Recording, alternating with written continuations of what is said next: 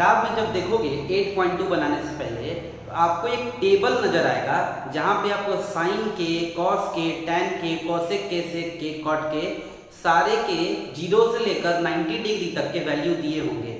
वो आपको याद तो करना है, लेकिन वो वैल्यूज आए कैसे हैं वो भी हम लोगों को समझना है।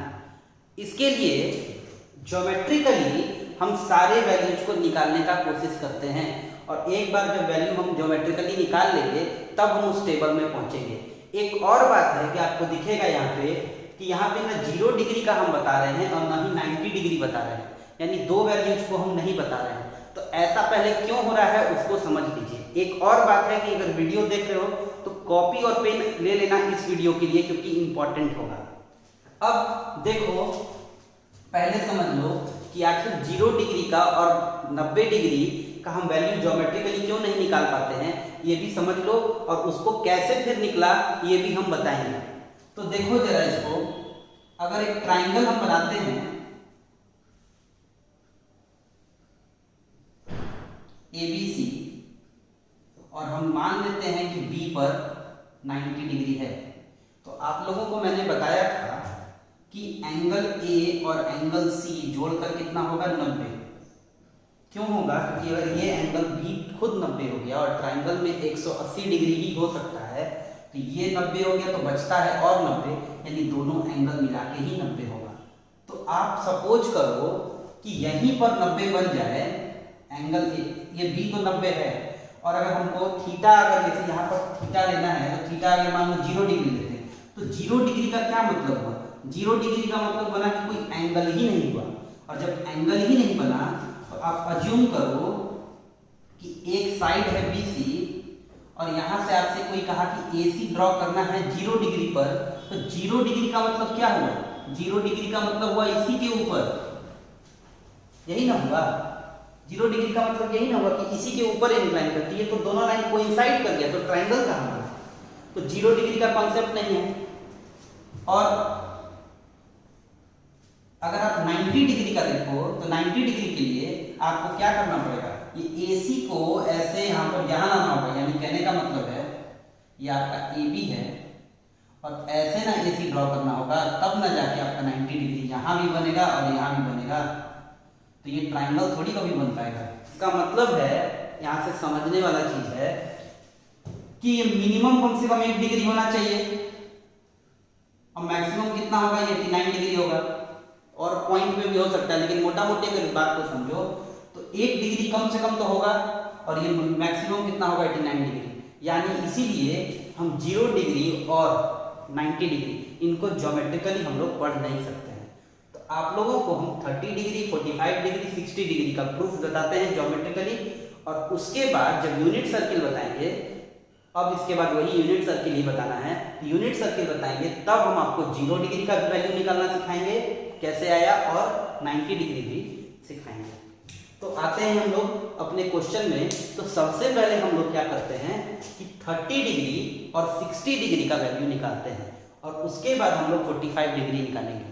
तो 60 और निकालने के लिए 30 का वैल्यू हमें इक्विलैटरल ट्राइंगल देना पड़ता है, और ये एग्जामिनेशन में क्वेश्चन आता है, बहुत इंपॉर्टेंट क्वेश्चन में से एक,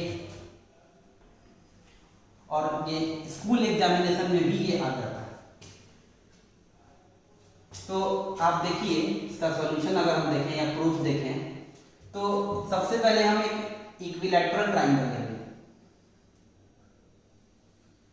इक्विलैटरल ट्राइंगल लेंगे, मान लो ABC, और उनके साइड्स को हम A मान लेंगे, A। ठीक है, सबसे पहला काम तो यही करेंगे कि हम इसके साइड को A मान लेंगे और इसके बाद इसमें कंस्ट्रक्शन करेंगे। तो लेट करेंगे, let a triangle ABC in which AB is equal to BC is equal to AC and all sides are equal to A, which means this is equilateral triangle, and it also means that this angle and this angle all are 60 degree। यहाँ पर एक और चीज देखो कि हम एक छोटा सा कंस्ट्रक्शन करेंगे। कंस्ट्रक्शन क्या होगा कि हम परपेंडिकुलर बाइसेक्टर बनाएंगे। आपको पता है कि ये इक्विलैटरल ट्रायंगल का अगर जो परपेंडिकुलर है वो बाइसेक्टर होता है। आपको ये 9th क्लास में आप लोग पढ़े हैं। यहां से अगर हम परपेंडिकुलर बनाते हैं तो परपेंडिकुलर जो है वो बाइसेक्टर होगा, इस एंगल का भी इस साइड का भी। अभी आपको प्रूफ करके भी दिखा देते हैं, ऐसे ही रफली बनाएंगे नहीं। तो यहां से हम कंस्ट्रक्ट करेंगे AD परपेंडिकुलर टू BC। ऐसा होने के वजह से आप कह सकते हो सच दैट कि जो BD है वो CD के बराबर हो जाएगा और ये दोनों BD और CD BC का आधा हो जाएगा। कह सकते हो BC/2 यानी A/2 हो जाएगा, यानी इधर भी A/2 और इधर भी A/2 हो जाएगा। यहां से ये तो निकल गया। अब आपको हम प्रूफ करके दिखाते हैं कि कैसे परपेंडिकुलर बाइसेक्टर करता है। तो आप इस ट्रायंगल में, दोनों ट्रायंगल में चलो, ये कॉमन साइड है, परपेंडिकुलर है तो दोनों 90 डिग्री है और ये वाला साइड बराबर, तो ये इसके बराबर, ये कॉमन और ये, तो राइट एंगल सामने वाला हाइपोटेनस और एक साइड RHS से कन्ग्रुएंट हो जाएगा और CPCT से ये दोनों एंगल आपस में बराबर, ये दोनों साइड आपस में बराबर हो जाएगा। तो ये आप अपने कॉपी पे कर सकते हो, ऐसे 9th क्लास में ये था। तो आप देखो कि यहां से ये तो A/2 निकल गया। अब हम लोगों को फाइंड करना है कि AD का वैल्यू क्या होगा। AD बेसिकली क्या है, तो आप देखोगे ये जो राइट एंगल ट्रायंगल है इसमें कह सकते हो कि एक किसी साइड या तो परपेंडिकुलर या तो बेस में से कोई एक है, हम डिपेंड करेगा कि इसको एंगल मानते हैं। तो हाइपोटेनस तो नहीं, हाइपोटेनस है। तो हम चलेंगे सबसे पहले इन ट्रायंगल ABD में। तो ABD में अगर हम चलते हैं तो हमको पता है कि ये हाइपोटेनस है AB² और हमको पता है हाइपोटेनस का स्क्वायर दोनों साइड के स्क्वायर के सम के बराबर होता है। तो BD² और AD², तो BD² और AD² के इक्वल। AB² है A², BD का मतलब है ये BD है तो ये हो गया A/2 का होल स्क्वायर और AD जो है वो है हमारा, वही तो निकालना है, सॉरी ये तो निकालना ही है हम लोगों को। A² हो गया और ये हो गया A²/4 और ये हो गया AD² निकालेंगे अब हम लोग अगर, तो यहां से इसको माइनस कर देंगे यहां से, तो हो जाएगा A² - A²/4। सॉल्व करेंगे तो आएगा यहां से 4 एलसीएम और हो जाएगा 4A² - A यानी 3A²/4 यानी AD² जो है वो आ गया √3A/2। तो यहां से ये आ गया √3/2A। अभी क्या है कि आपको मैंने कहा था कॉपी लेके रहने के लिए, तो इतना नोट डाउन कर लीजिएगा या इसको पॉज करके इसको स्क्रीनशॉट ले लीजिएगा और अब आगे हम बता रहे हैं। अब हम लोगों को निकालना है sin 30 और 30। इसी ट्रायंगल में चलते हैं ABD में अब वापस से। तो ऐसे ही बना देते हैं। तो अपने ट्रायंगल ABD में चलते हैं। ABD ये A था, ये आया है √3A/2 और ये आया है हमारा A/2।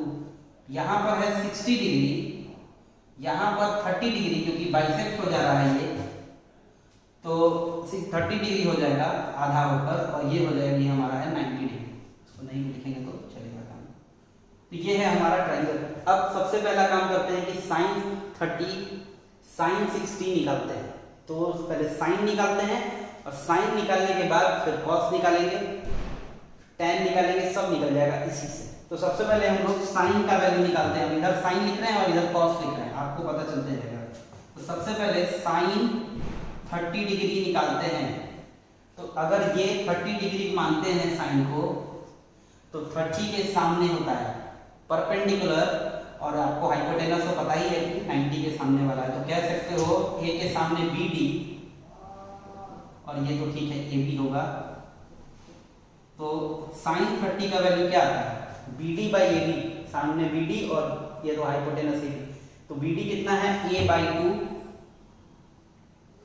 और ये कितना है, बी ए बी है, ए आपको पता है कि नीचे कुछ नहीं है तो 1 है, ए कट जाएगा और ये इंटर जब चेंज अब इस तरह से चेंज होगा, फ्लिप कर जाएगा तो sin 30 का वैल्यू आता है 1/2। ये हो गया sin 30 का वैल्यू। इसी तरह से निकालते हैं sin 60 का वैल्यू। यहां पर sin 60 डिग्री का भी वैल्यू निकालते हैं। sin 60 यानी इसको हम मान रहे हैं तो इसका मतलब है सामने वाला होगा परपेंडिकुलर और ये तो है हमारा हाइपोटेनस। तो P/h इस केस में ये होगा सामने वाला परपेंडिकुलर है, यानी इसका मतलब है कि इस बार sin 60 के लिए AD जो है वो है परपेंडिकुलर और AB जो है वो हाइपोटेनस है, यानी √3a/2 बटा में a। आपको पता है वो नीचे 1 होगा, कुछ नहीं है तो a और a कट जाएगा, इस तरह से 1 ऊपर जाएगा, √1 √3 के साथ इंटू होगा, कुछ उसको इफेक्ट नहीं होगा, यानी sin 60 का वैल्यू आता है √3/2। यहाँ से sin 30 का sin 60 का दो वैल्यू आ गया है। अब हम लोग निकालते हैं cos का। एक बार cos निकल गया तो उसके बाद तो अब tan का, sin निकल गया तो आपको पता है कि sin का अगर आप 30 का अगर आप ऐसे भी देख सकते हैं, sin 30 का अगर 1/2 है, आपको पता है कि sin का रेसिप्रोकल क्या होता है, cosec। तो आपसे कोई पूछे कि cosec 30 का वैल्यू क्या होगा तो आप लिख सकते हो जस्ट इसका रेसिप्रोकल। तो sin 30 का वैल्यू 1/2 तो cosec 30 का वैल्यू आएगा 2, सिर्फ 2। यहाँ पर sin 60 का वैल्यू आया है √3/2, sin का उल्टा होता है cosec, तो cosec 60 डिग्री का वैल्यू आ जाएगा 2/√3। तो आप देखो हम लोगों ने अभी 4 वैल्यू निकाल लिया है, sin 30 cosec 30। आप टेबल बना लो कॉपी पे, सबसे अच्छा है जो जैसा किताब में था भी बिल्कुल ब्लैंक, और उसमें जो है धीरे धीरे उसको फिल करते जाओ, जैसे जैसे वैल्यू आता है पॉज करते रहो और फिल करते जाओ, पॉज करते रहो फिल करते जाओ।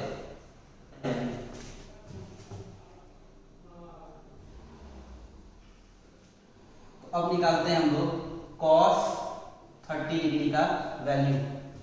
cos 30 डिग्री, cos के लिए अगर ये 30 डिग्री तो आपको पता है कि सामने वाला परपेंडिकुलर है, परपेंडिकुलर तो cos में चाहिए नहीं, बेस चाहिए, तो बेस हो गया हमारा AD, हाइपोटेनस तो वही रहेगा, यानी AD/AB। एक आपको जो है एक बहुत अच्छा रिलेशन यहाँ पर पता चलेगा। तो AD आप देखो, AD कितना है √3a/2 और ये तो है A। यहां से A और A कट गया, बचता क्या है √3/2, यानी cos 30 का वैल्यू कितना है √3/2। यहां पर आपको एक चीज नजर आएगा, देखो cos 30 का वैल्यू और sin 60 का वैल्यू सेम है, क्योंकि sin और cos आपस में कॉम्प्लीमेंट्री है। ये मैंने आपको पहले दिन ही बताया था कि एक ही वैल्यू के लिए देखो √3/2 और यहां भी देखो √3/2, सेम वैल्यू के लिए दोनों आपस में कॉम्प्लीमेंट्री है, यानी जो sin 60 का वैल्यू है वही 30 का वैल्यू है, ताकि जोड़कर कितना आ जाए 90 आ जाए। This is called complementary relationship, जिसको हम अभी आगे पढ़ेंगे। यहाँ से cos 30 का वैल्यू आ गया, cos 30 आ गया, cos का उल्टा क्या होता है sec होता है, इसी से sec 30 का भी वैल्यू आ गया। तो cos 30 है √3/2 तो sec 30 है 2/√3। ये भी यहां से क्लियर हो गया। अब इसके बाद हम लोग देखेंगे cos हो गया, cos 30 हो गया, sec 30 हो गया, और देखेंगे हम लोग cos 60 और sec 60। तो cos 60 अब ये है हमारा एंगल, तो इसके सामने तो परपेंडिकुलर होता है, परपेंडिकुलर हमको चाहिए नहीं, तो बेस चाहिए BD और हाइपोटेनस तो सेम रहेगा, यानी इस बार BD/AB रहेगा हमारा cos 60, यानी BD है a/2 और a कट जाएगा, cos 60 का वैल्यू आता है 1/2, क्योंकि जब ये यहाँ पे कुछ नहीं है, अगर फिर से देख लो यहाँ पे 1 है, a कट जाएगा, 1 ऊपर चला जाएगा तो आ जाएगा 1/2। ध्यान दो cos 60 का और sin 30 का वैल्यू सेम है, sin 60 का वैल्यू 30 का वैल्यू देखो 1/2, cos 60 का वैल्यू अगेन एक ही वैल्यू के लिए देखो, वैल्यू दोनों का जब सेम है 1/2 1/2, तो देखो ये 30 है तो ये 60 है, यानी जोड़कर कितना आ रहा है 90, यानी कॉम्प्लीमेंट्री। नाम ही है साइन कोसाइन, यानी साइन और ये कॉम्प्लीमेंट्री ऑफ साइन। यहां से ये आ गया, अब cos 60 आ गया तो sec 60 भी आ जाएगा। आपको पता है कि रेसिप्रोकल होता है तो cos 60 1/2 तो sec 60 कितना 2। यहां से आपको अब नोट डाउन करना है ये सारा वैल्यू अपने टेबल में। अभी तक हम लोग ये दो अभी पढ़े हैं, आपको sin 30 sin 60 cos 60 और 30 और 60 ये वैल्यू हम लोग पढ़े हैं। एक और भी चीज बताए थे कि देखो सेम वैल्यू के लिए साइन और cos कॉम्प्लीमेंट्री, देखो 60 तो 30 90 जोड़कर, यहाँ सेम वैल्यू के लिए देखो दोनों जोड़कर कॉम्प्लीमेंट्री है, यानी 60 और 30 90। अब आपको tan और cot का वैल्यू भी बताएंगे 60 और 30 के लिए, और जब 45 बताएंगे साइन और cos का तो tan का भी बताएंगे। यहाँ से आपको पता है, यहाँ पर हम पहले निकालते हैं tan 30 का वैल्यू, tan 30 का वैल्यू निकालते हैं। तो आपको पता है कि tan जो है tan थीटा जो होता है वो sin थीटा बाई क्या होता है cos थीटा होता है, यानी tan 30 डिग्री निकालने के लिए हम लोगों को sin 30 डिग्री और cos 30 डिग्री में डिवाइड लगाना होगा। sin 30 का वैल्यू है 1/2 और cos 30 का वैल्यू है √3/2। यहां से 2 और 2 कैंसिल हो जाएगा, वैल्यू आएगा यहां से 1/√3। तो यहां से tan 30 का वैल्यू आ गया 1/√3। अब tan 30 का अगर वैल्यू 1/√3 है, आपको पता है कि tan का उल्टा क्या होता है cot, तो cot 30 का वैल्यू आ जाएगा √3। तो यहां से tan और cot 30 का वैल्यू आ गया। अब चलते हैं हम लोग tan 60 की तरफ।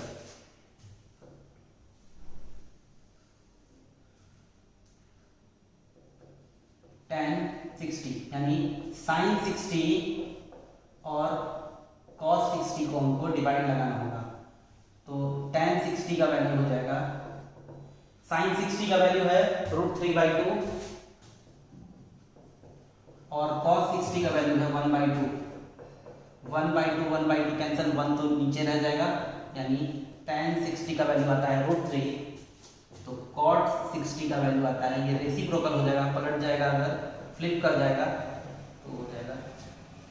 तो यहां से आप देखो tan 30 tan 60 cot 30 cot 60 ये वैल्यू निकल गया है। अब आप टेबल को अपने कंप्लीट देखो, आपको हो रहा होगा टेबल धीरे धीरे कंप्लीट।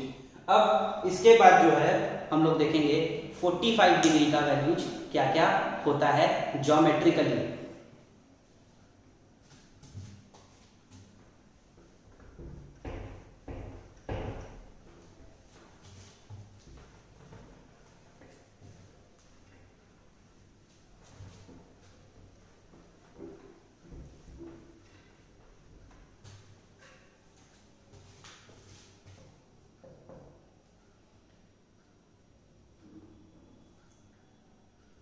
तो 45 निकालने के लिए, 45 डिग्री साइन कॉस और tan निकालने के लिए हम लोगों को एक ट्राइंगल बनाना होगा जो कि पिछले वाले से थोड़ा अलग होगा। इस बार हम लोगों को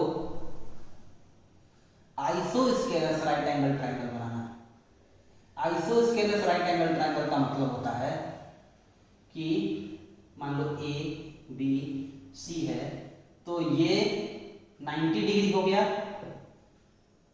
तो आपको पता है कि ये हो जाएगा, और ये सॉरी एक मिनट, ये ए और ये ए दो साइड बराबर हैं, एक 90 डिग्री है। आपको पता है कि जब दो साइड बराबर होते हैं तो आपस में दोनों एंगल भी क्या होते हैं बराबर, तो आपको पता है जोड़कर 90 होता है, हाफ हाफ बट ये डिवाइड हो जाएगा, तो ये हो जाएगा 45 और ये हो जाएगा 45। पाइथागोरस थ्योरम लगा लीजिएगा इसमें, तो पाइथागोरस थ्योरम लगाइएगा तो आएगा वैल्यू इसका हाइपोटेनस का √2a। अब आप सीख गए होंगे पाइथागोरस थ्योरम लगाना, तो इसका वैल्यू आ गया √2a। ये है। अब हम लोग यूज करेंगे sin 45 cos 45 tan 45। साइन निकालेंगे तो cosec भी निकल जाएगा, cos निकालेंगे तो sec भी निकल जाएगा, tan निकालेंगे तो cot भी निकल जाएगा। अब सबसे पहला हम लोग करते हैं साइन 45 डिग्री। अब साइन 45, अब चाहे यहां से निकालें और चाहे यहां से निकालें, बात तो एक ही होगा। इसका मतलब है यहां से निकालते हैं तो ये अगर है एंगल हमारा थीटा, तो सामने वाला हो गया परपेंडिकुलर यानी ए बी, और हाइपोटेनस तो ठीक है सेम है, कोई चेंज नहीं होता है कभी भी। तो 45 डिग्री का वैल्यू आ गया, ए बी है ए और ए सी है √2a, ए कैंसल 1/2। तो साइन 45 का वैल्यू आ गया 1/2। साइन का उल्टा क्या होता है, सॉरी 1/√2 ना, साइन का उल्टा होता है कॉसेक, तो कॉसेक 45 का वैल्यू भी यहां से आ गया √2। तो साइन 45 का निकल गया, कॉसेक 45 का निकल गया। अब हम लोग चलते हैं कॉस की तरफ। कॉस 45 यही 45 मान रहे हैं इसी एंगल को, क्योंकि हम बताए हैं दोनों में कोई फर्क नहीं है। तो cos 45 के लिए होता है b/s, तो बेस है BC और ये है AC। आप देखोगे BC है A और ये है √2a, a कैंसल 1/√2। ध्यान दो यहां पर cos 45 का वैल्यू और sin 45 का वैल्यू सेम है। sin 45 भी 1/√2, cos 45 भी सेम। ऐसा क्यों है, इसका रीजन है कि देखो सेम वैल्यू के लिए जोड़कर कितना आना चाहिए 90, 45 और 45 90, यानी ये बीच का वैल्यू है। अब चाहे ये लो और चाहे ये लो, यानी कॉम्प्लीमेंट तो हो रहा है ना, देखो 45 और 45 सेम वैल्यू के लिए, लेकिन ये हाफ हाफ है, इसलिए सेम वैल्यू पर आप देखो दोनों का एंगल भी क्या है, सेम आ रहा है। अब cos 45 अगर 1/√, cos का उल्टा होता है sec, तो sec 45 हो जाएगा √2। तो यहां से sin निकल गया, cos निकल गया, cosec निकल गया, sec निकल गया। अब हम निकाल सकते हैं tan 45। तो नाउ tan 45 के लिए tan 45 क्या होगा, sin 45 बटा में cos 45। तो tan 45 के लिए sin 45 कितना है 1/√2, cos 45 भी 1/√2, सेम चीज है, कट जाएगा, यानी tan 45 आता है 1, tan का उल्टा cot 1/1, cot भी आएगा, cot 45 भी क्या आएगा 1। अब आपका टेबल जो है वो 0 और 90 डिग्री को छोड़ के सारा वैल्यू इसमें आ गया है, तो कंप्लीट अभी कर लेना है इतने तक। इसके बाद अब हम लोग देखेंगे एक नया topic, unit circle. Unit circle एक वैसा सर्किल है जिसका रेडियस जो है वो 1 सेंटीमीटर, 1 यूनिट कह सकते हो, 1 सेंटीमीटर 1 मीटर कुछ भी हो सकता है, यानी 1 यूनिट होता है, यानी इसका जो R है वो 1 यूनिट होता है। यूनिट क्यों बोल रहे हैं, क्योंकि जब सेंटीमीटर हो तो सेंटीमीटर, जब मीटर हो तो मीटर, ऐसा में 1 यूनिट होता है। अब हम समझते हैं कि इसमें साइन और कॉस कैसे आता है। तो अब देखो आपको बताया गया था शुरू वाले टॉपिक में, जब आपका वीडियो था उसमें बताया था कि एक क्वेश्चन था जिसमें प्लेटो फंस गए थे, उसको आर्यभट्ट ने प्रूफ किया था। आपको बताया था कि ये इस तरह से था, ये जो है आपका एक पूरा कॉर्ड था, और बताया था कि प्रूफ पूरा ना करके वो हाफ का किए थे। तो हम उसी पर चलते हैं वापस से, और तब आपको प्रूफ करेंगे कि आपका साइन कैसे आया, कॉस कैसे आया, और फिर एंगल्स भी हम लोग को समझेंगे कि अभी आपको 30, 45 और 60 बताएं, तो अब 0, 90 के बारे में भी बताएंगे।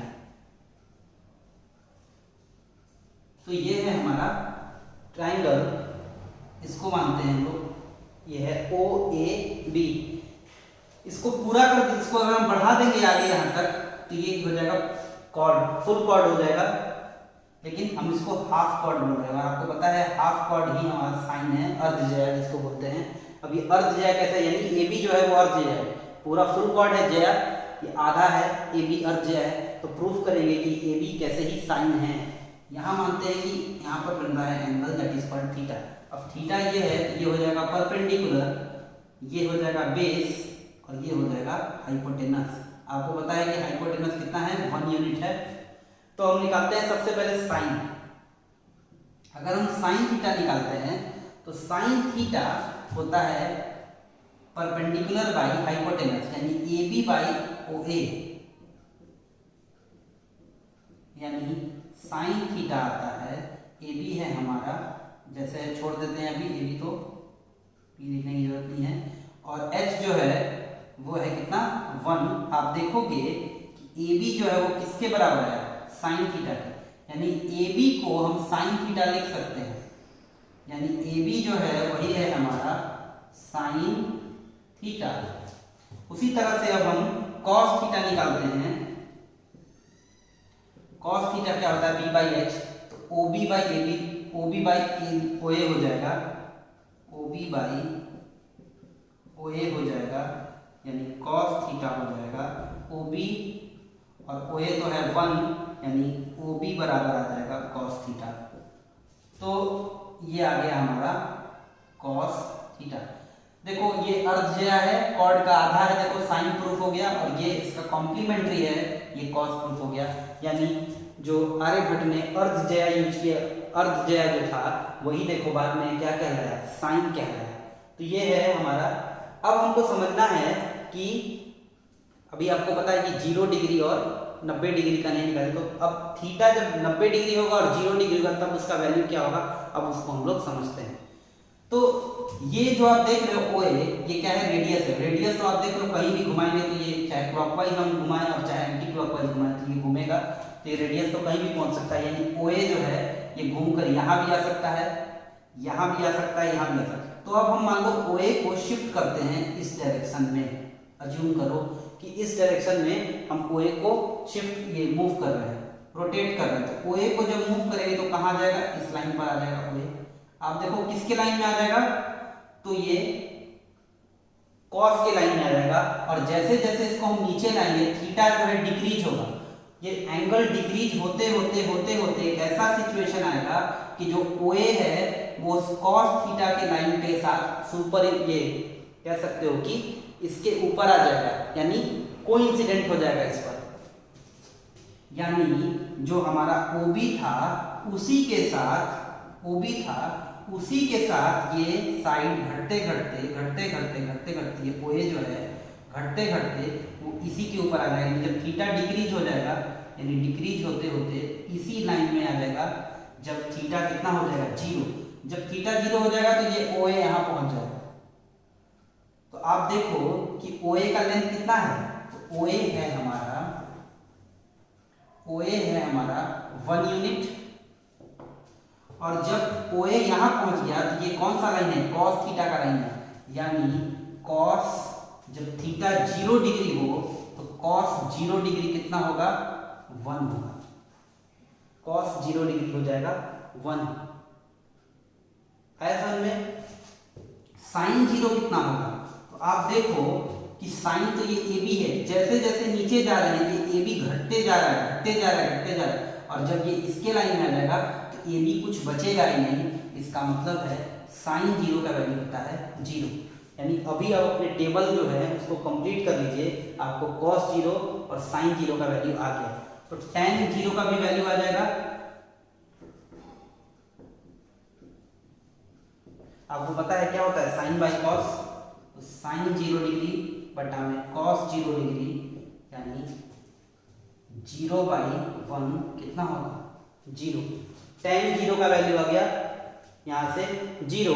आपको पता है tan का उल्टा होता है cot, तो cot 0 डिग्री क्या हो जाएगा, tan था 0 बाई 1 तो cot हो जाएगा 1 बाई 0, और आपको पता है 1 by 0 is nothing but infinity या अनडिफाइंड।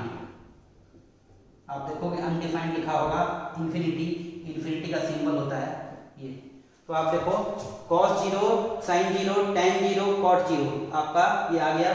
अब cos 0, sin 0, tan 0, cot 0 आ गया है। अब हम चाहे तो sin का रेसिप्रोकल निकाल सकते हैं, cos का भी रेसिप्रोकल निकाल सकते हैं, यानी अब हम सारे 0 का वैल्यू निकाल सकते हैं। sin का उल्टा क्या होता है, यहाँ पे कुछ 0 है, 0 के नीचे कुछ नहीं है तो 1 है, तो sin 0 अगर 0 है तो आप देखो cosec 0 जो है, cosec का जो 0 डिग्री है, sin 0 है 0 बाई 1, तो कॉसेक 0 हो जाएगा 1/0, यानी अगेन ये आएगा अनडिफाइंड।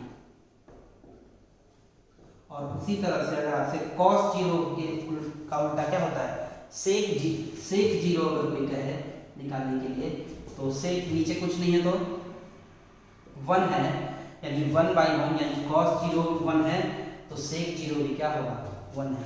यहाँ से आप देखो 1 2 3 4 5 6 आइडेंटिटी का 0 डिग्री का निकल गया। अब टेबल आप फिल कर सकते हैं अपना आप टेबल आप।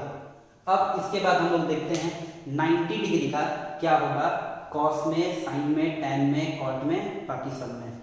अब देखिए कि जब थीटा 90 डिग्री हो जाए तब क्या होगा। थीटा 90 डिग्री होने के लिए थीटा को इंक्रीज होना होगा। इसके पहले थीटा को डिक्रीज किए थे, यानी इधर। अब हमको इस ओए को ऐसे मूव करना होगा, यानी थीटा इंक्रीज होगा। 90 कब होगा, जब इंक्रीज होते होते यहाँ आ जाएगा। जब यहाँ पहुंच जाएगा तब 90 डिग्री यहाँ पर बनाएगा, तब जाके थीटा होगा 90 डिग्री। जैसे ही आप देखोगे तो ये जो है इधर चला जाएगा, तो ये साइन जो है वो भी इसके साथ, जब ये पीछे आते जाएगा, ये ओए ऐसे जाएगा, तो साइन जो है अब इस लाइन में आ जाएगा, क्योंकि ट्राइंगल अब नहीं बन पाएगा। तो ओए यहाँ आएगा, तो ओए यहाँ पहुंचेगा तो ये ए बी के साथ आ जाएगा, कोइंसिडेंट करेगा, यानी ओए और ए बी जो है वो कह सकते हो ये ओ और बी कोइंसाइड कर जाएगा। जब जैसे ही ऊपर होगा तो आप देखोगे ए ऊपर की तरफ जाएगा तो बी जो है वो घटते जाएगा, घटते घटते घटते घटते वो बी जो है घटेगा और यहाँ कोइंसाइड कर जाएगा। यानी यहाँ से पता चलता है कि आप देखो कॉस, पहले आप साइन देख लो, साइन 90 का अगर वैल्यू देखो तो साइन 90 का वैल्यू अगर ओ ए यहाँ चला जाएगा तो यहाँ 90 बन जाएगा, तो साइन 90 का वैल्यू क्या होगा, तो साइन 90 का वैल्यू होगा 1। और जब यहाँ पर चला जाएगा, यानी अब बेस बनेगा नहीं, परपेंडिकुलर अब बेस नहीं बनेगा, हाइपोटेनस और परपेंडिकुलर लाइन कर गया, एक में कोइंसाइड कर, यानी ये घटते हुए जाएगा, ये घटते हुए चला जाएगा, घटते घटते घटते घटते दोनों एक दूसरे में कोइंसाइड कर जाएगा। तो cos 90 जो है वो घटते घटते घटते घटते यहाँ आ जाएगा, तो cos 90 हो जाएगा 0। तो sin 90 आ गया, cos 90 आ गया। इसके बाद हम tan निकाल सकते हैं, cot निकाल सकते हैं। tan 90 अगर हम निकालें तो वो हो जाएगा sin by cos, sin 90 by cos 90, यानी 1/0, यानी यहाँ से 1/0 इज इंफिनिटी, यानी अनडिफाइंड रहेगा, ये अनडिफाइंड रहेगा, यानी tan 90 अनडिफाइंड है। अगर हम cot 90 देखें, आपको पता है tan 90 1/0 है, तो cot 90 0/1 है, यानी इसका वैल्यू रहेगा 0। आप टेबल में लिख सकते हैं। यहाँ से साइन आ गया, cos आ गया, tan आ गया, cot आ गया। अब साइन का उल्टा cosec होता है, cosec निकालेंगे, cosec 90, साइन का वैल्यू आया है 1, तो ये 1/1 है, तो cosec उसका उल्टा भी क्या होगा 1 होगा। और हम sec 90 निकालते हैं, तो यहाँ से cos 90 अगर 0 है तो ये 0/1, अब ये फ्लिप हो जाएगा, 1 ऊपर चला जाएगा, 0 नीचे, 1/0, यानी हो जाएगा अनडिफाइंड। अब अपने टेबल को आप देखोगे तो आपका टेबल जो है वो पूरा फिल हो गया।